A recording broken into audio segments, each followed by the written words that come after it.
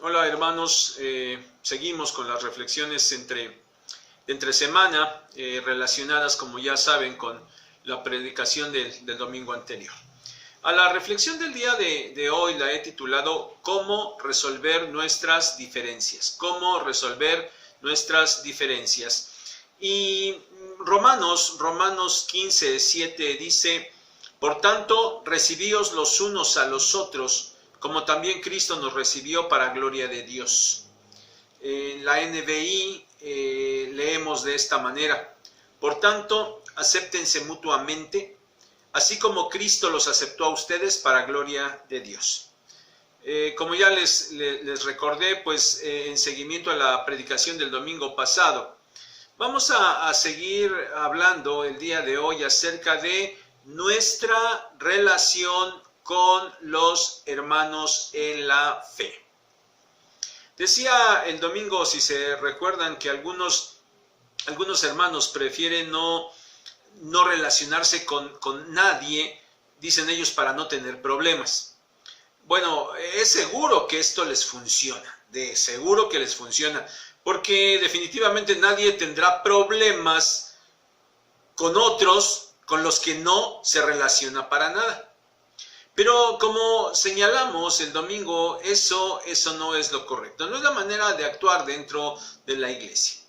Es necesaria la relación entre los hermanos, así que esperamos que si algunos siguen pensando como ya acabamos de decir, pues después de meditar el domingo en primera de Juan 3 del 11 al 18, pues que sean movidos a buscar esa relación en amor con sus hermanos en la fe, porque no tienen otra opción.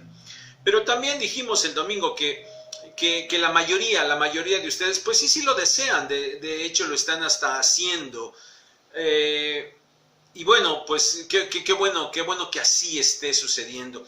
Hermanos, lo que hoy vamos a considerar, lo que hoy nos ocupa, es que, miren, en la realidad, parece inevitable que cuando los hermanos empiezan a tener convivencia, empiezan a relacionarse, empiezan a estar juntos, saben, sí, empiezan a surgir a veces algunos roces entre ellos. No es algo deseable, definitivamente, no es grato, pero es algo real, algo que parece inevitable. Y por eso, hermanos, debemos hablar un poco acerca de ellos.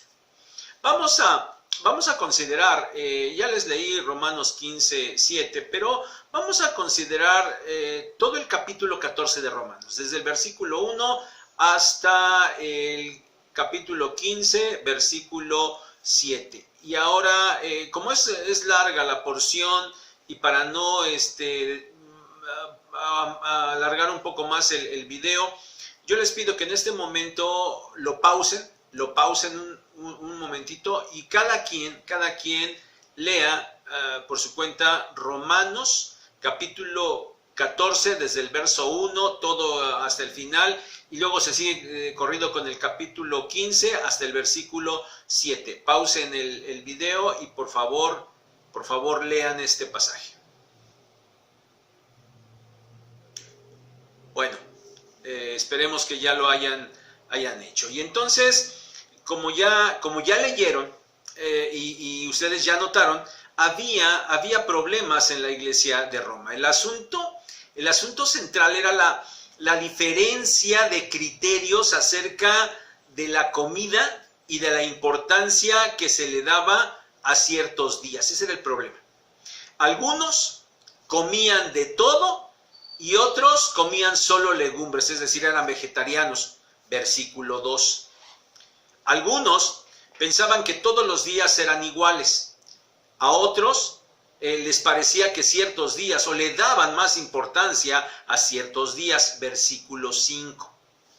Por los casos que Pablo está señalando, nosotros podríamos pensar que en los roces que se estaban dando, había de fondo dos grupos: los cristianos judíos y los cristianos gentiles. Pero, aunque sería una suposición muy adecuada y lógica, Pablo no los identifica así. Si se dieron cuenta, a ellos los identifica como los débiles y los fuertes. El punto central era que los fuertes menospreciaban a los débiles y los débiles juzgaban, criticaban a los fuertes. Versículo 3. Hermanos, miren, debemos entender que estos roces allá en la iglesia de Roma se estaban generando por la diferencia de pensamiento acerca de la comida y la importancia de los días. Cosas que realmente no afectaban, en realidad no afectaban la enseñanza doctrinal, es decir, nada afectaban básicamente de lo que deberían creer acerca de su fe. Algo que estuviera expresamente prohibido por el Señor de ninguna manera. Pero aunque no afectaban la centralidad de la enseñanza, de la doctrina apostólica, la realidad era que esas cosas estaban impidiendo una correcta comunión entre la iglesia. ¿Qué hacer para evitar estos problemas? Como dicen algunos, mejor no se relacionen, o sea, cada quien por su lado y así se evitan los problemas. Bueno, definitivamente no. De hecho, sí, es evidente, esos problemas se estaban dando precisamente porque los hermanos de allá en la iglesia de Roma estaban en contacto, estaban conviviendo, se conocían, sabían lo que hacían. Y esto, como ya dijimos, eso es lo correcto. La convivencia y la relación entre los hermanos es el marco correcto dentro de la iglesia. El punto es que era una realidad. Esta convivencia y esa diferencia de criterios estaban causando problemas entre ellos. Veamos entonces cómo Pablo enseña a los hermanos de Roma cómo solucionar sus diferencias. Miren, antes de los puntos que quiero mencionar, quiero que notemos que Pablo no se inclina por ninguno de estos grupos. No le dice a uno de ellos, es que ustedes están bien y ustedes están mal y tienen que hacer lo que ellos hacen. Él no les está diciendo eso. Ciertamente, sí, Pablo, si lo notaron en la lectura, él sí expresa su sentir. Dice en el versículo 14 que para él nada es inmundo en sí mismo. Entonces, de alguna manera, él se está inclinando por ese grupo al que denomina los fuertes. Pero en el mismo versículo 14 él reconoce, dice, pero bueno, si para los débiles algo es inmundo, pues está bien, para ellos lo es.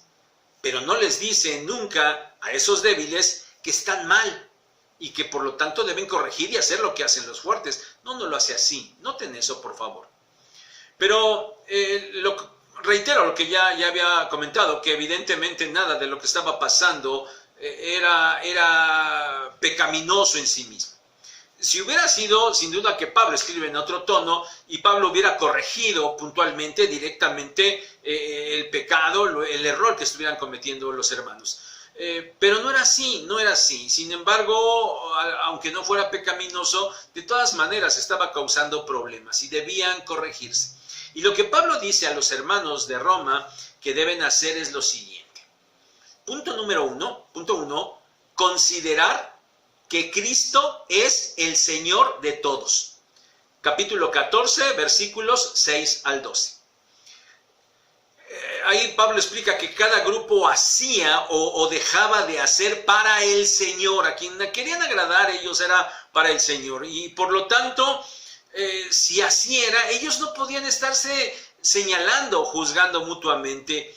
No les correspondía estar juzgando, señalando el actuar de los otros, porque finalmente, dice Pablo, cada uno de ellos daría cuentas a su Señor. Todos ellos eran del Señor. El famoso versículo, si vivimos para el Señor vivimos y si morimos para el Señor morimos, todo está en relación con el Señor. No podían olvidar eso. El Señor Jesucristo es el Señor de todos finalmente, y a Él es al que se le dará cuentas. Punto número 2. No ser tropiezo para ningún hermano. No ser tropiezo para ningún hermano. Capítulo 14, versículos 13 al 21. Ya dijimos, aunque las cosas que estaban haciendo no eran indebidas delante del Señor, sí estaban afectando a otros hermanos. Entonces, Pablo aquí se dirige a los fuertes y le dice a los fuertes que debían abstenerse de hacerlas para evitar que los débiles tropezaran. Y esto deberían hacerlos movidos por el amor a sus hermanos. No perdamos de vista esto. Abstenerse de algo por amor a los hermanos. Punto número 3. Agradar a los hermanos para edificación. Capítulo ya 15, versículos 1 al 3. Siguiendo la idea del punto anterior, Pablo se sigue dirigiendo a los fuertes y ahora les añade que deben soportar las flaquezas de los débiles y que ellos no deberían agradarse a sí mismos, sino que en realidad a quien deberían agradar es a los hermanos, a los otros hermanos, pero con el propósito, que quede claro, y también no olviden esto, con el propósito de que fueran edificados. Y entonces Pablo, como muchas veces lo hace, pone el ejemplo máximo, el ejemplo del Señor Jesucristo, que dice que no se agradó a sí mismo, sino que estuvo dispuesto a llevar sobre sí mismo los vituperios de los demás. Y cuando evidentemente se mira el ejemplo del Señor, ¿qué argumento contrario se puede mantener en pie? Ninguno. Punto 4. Tener un mismo sentir en Cristo. Capítulo 15, versículos 4 al 6. Ahora Pablo hace una exhortación general. Ya no es solo a los fuertes, ahora es para todo, para los fuertes y para los débiles. Les dice que tengan un mismo sentir según Cristo Jesús. Tengan un mismo sentir según Cristo Jesús. Y esto termina allí diciendo, para que unánimes glorifiquen a Dios. Ya, o sea, las diferencias no, sigan el sentir de Cristo, estén juntos y glorifiquen a Dios. Hermanos, aquí un mismo sentir no se refiere a sentimientos, se refiere a pensamientos. No deben regirse por lo que sientan, porque por eso tenían problemas, ¿verdad? Se sentían afectados por el otro grupo y entonces se venían los problemas. Por eso no es por lo que sintieran, sino es bajo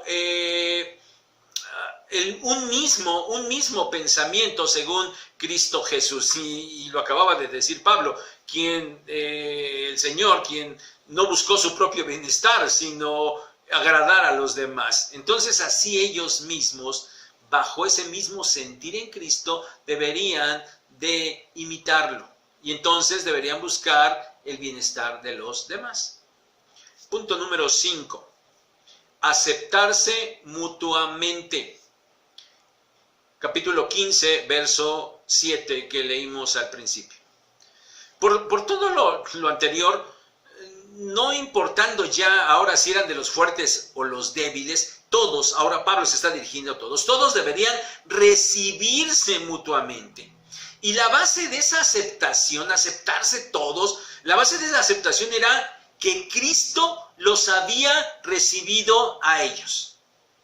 Cada uno de ellos debería considerar la condición en la que el Señor lo había aceptado y entonces, bajo esa perspectiva, mirar a los hermanos para aceptarlos.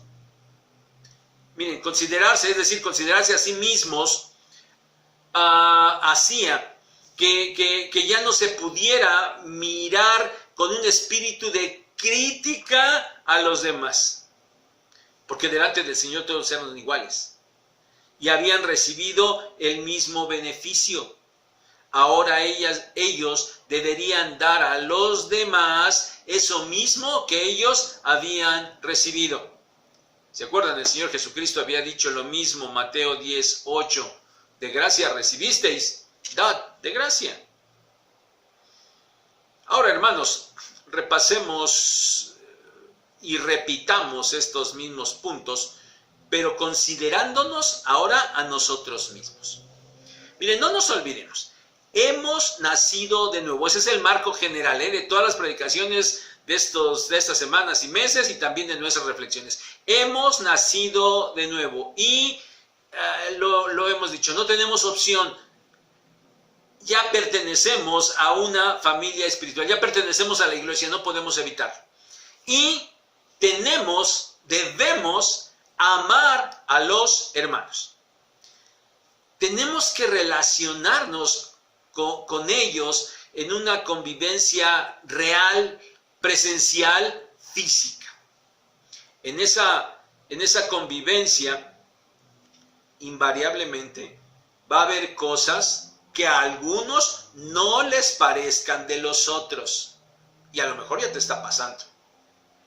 Pero, si esas cosas no están clara, abierta y flagrantemente en contra de los mandamientos expresos del Señor, y solo se trata de diferencias de apreciación personal, inclusive de gusto, debido a lo mejor al conocimiento que se tiene de la palabra de Dios, o al avance que se ha tenido en el conocimiento de ella, o inclusive como los de Roma, debido a la madurez espiritual de cada uno. Si las cosas están en ese ámbito, entonces debemos conducirnos como Pablo nos lo enseña en este pasaje. ¿Va a haber diferencias? Sí, hermanos, va a haber diferencias, pero necesitamos arreglar nuestras diferencias de la manera correcta. Insisto, aquellas cosas que vienen por nuestra apreciación o nuestra madurez, no las que claramente estén en desobediencia a los mandatos del Señor. Y para empezar, hermanos, pues no olvidemos que todos tenemos un único y solo Señor, el Señor Jesucristo. Y es a Él a quien daremos cuenta de nuestros hechos. Es decir, no nos pongamos por encima de nuestros hermanos como si fuera a nosotros quienes ellos deben de dar cuenta. Tenemos un único y solo Señor y todos somos siervos de Él. No hagamos nada que sea de tropiezo para los hermanos. Miren, a veces tenemos ciertas prácticas y alguien puede decir, pues yo lo hago, la verdad es que a mí no me afecta. Si al hermano se escandaliza o le afecta, pues ese es su problema, ¿no? ¿A mí qué? No, hermanos, definitivamente no, por favor, no, de ninguna manera. Porque lo correcto es que si hay algo que a mí no me afecta, pero afecta a mi hermano, por amor a él, debo abstenerme de hacerlo. Recordemos, la base de nuestra relación fraternal es el amor. Y acuérdense, el amor son acciones en beneficio de los amados. Y debemos amarnos como Cristo nos amó a nosotros. Y ese amor, si se acuerdan, es un amor sacrificial, de entrega total. Y entonces, hermanos, si nosotros debemos abstenernos de algo por amor a los hermanos, y ese abstenernos de algo en realidad sea para nosotros un sacrificio, no importa, hay que hacerlo. Porque de esa manera el Señor nos amó a nosotros. Y lo único que estaríamos haciendo es amar a nuestros hermanos de la misma manera que el Señor nos amó a nosotros. No hagamos nada para agradarnos a nosotros mismos. Recordemos, amamos a los hermanos y debemos desear el agradarlos a ellos. Pero, a ver, cuidado. De acuerdo a lo que el texto dice, en lo que es bueno para edificación. Es decir, no se trata que hagamos las cosas para mi gusto y para mi bienestar, sino para la edificación de mis hermanos. Pero, hermanos, tampoco se trata de agradarlos a ellos, de hacer las cosas como a ellos les guste o lo que a ellos les guste, sea lo que sea. No, no, no, no. Tenemos que agradarlos en lo que es bueno para edificación. Ahora bien, hermanos, cuando empezamos otra vez a ver estas cosas, pensamos y realmente dices, híjole, está medio difícil, ¿no? O sea, tengo que sacrificar cosas en bien de los demás. Pero bueno, ¿cómo lograr todo esto? ¿Cómo poder lograr? Miren, una manera práctica es conforme lo vimos en el último de los puntos. Mirarnos a nosotros mismos. Recordar cómo nos encontró el Señor, cómo estábamos, en qué condición estábamos, y pensar que a pesar de eso, el Señor nos recibió y nos aceptó. Inclusive, hermanos, debemos considerar cómo el Señor nos sigue tratando. A pesar de cómo éramos, el Señor nos recibió y nos regeneró, nos hizo nacer de nuevo. Sin embargo, sabemos perfectamente que todavía seguimos fallando en cosas, que todavía seguimos tropezando con algo. Sí, es muy probable que en algunas cosas nosotros seamos muy maduros, muy fuertes, pero también tenemos que reconocer que hay otras en las que definitivamente todavía somos muy débiles. Y aún así, a pesar de esas debilidades, el Señor todavía nos tiene paciencia, no nos desecha, el Señor nos cobija, el Señor nos acoge. Hermanos, debemos considerar esto porque de la misma manera nosotros debemos considerar y recibir y acoger a nuestros hermanos, recibirlos y aceptarlos. Pero hermanos, una aclaración importante, no bajo el pensamiento del mundo, porque el mundo dice, sí, yo te acepto como tú eres, lo que hagas no importa, síguelo haciendo, no hay problema, yo te apoyo, yo te recibo. No, hermanos, ese es el pensamiento del mundo, pero nosotros no podemos hacer eso porque nosotros ya estamos en un ámbito espiritual, y en el ámbito espiritual las cosas no son así.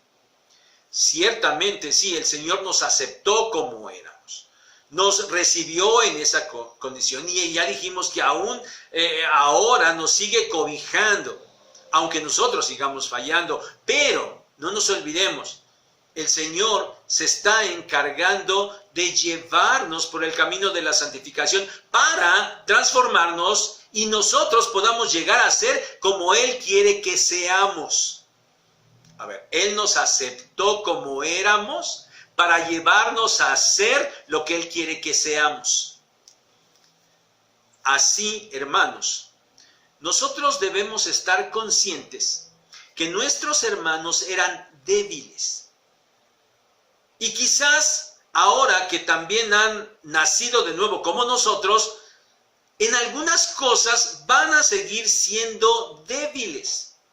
Pero el Señor, igual que con nosotros, con ellos se está encargando de llevarlos en ese camino de santificación.